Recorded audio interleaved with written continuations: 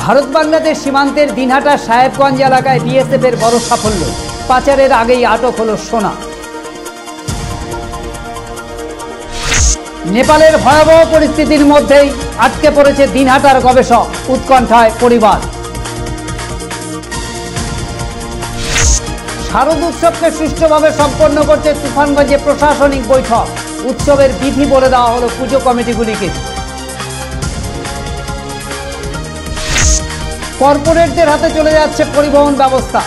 কেন্দ্রের পরিবহন নীতির পরিবর্তনের ডাক। কেন্দ্রীয় বাস টার্মিনাসে হলো সিটুর আন্দোলন।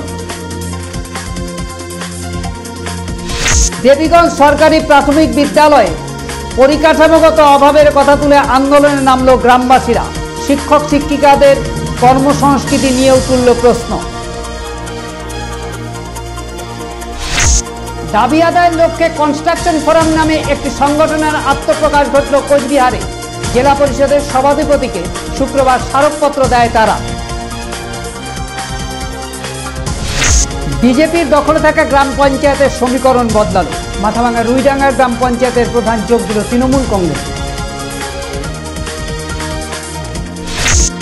ঐতিহাসিক ভারত ভক্তি দিবস পালিত হল কোচবিহারে। 1949-এর 12ই সেপ্টেম্বর ভারত রাষ্ট্রে অন্তর্ভুক্ত হয় কোচবিহার। কোচবিহার জেলা ক্রীড়া সংস্থার বার্ষিক সাধারণ সভা হবে নভেম্বরে। 2025 থেকে 2028 সন পর্যন্ত মেয়াদকালীন নতুন কমিটিও গঠন হবে সেই দিন।